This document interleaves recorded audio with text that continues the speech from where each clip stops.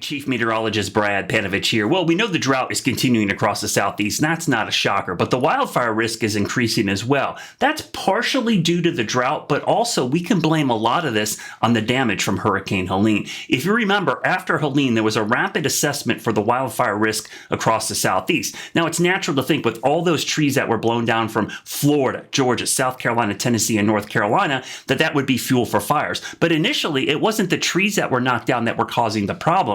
The trees knocked down were still wet. It takes time for them to dry out, or what if you have wildfire wood, you kind of call it seasoned, right? If you're going to burn wood. What happened when the trees fell down initially, it exposed the forest floor to direct sunlight. That increased the dryness of the surface of the forest floor, so all the underbrush was dried out. The double whammy is now that we're starting to see those big trees that have been down for a year, year and a half, they are now dried out and they are fuel for fires.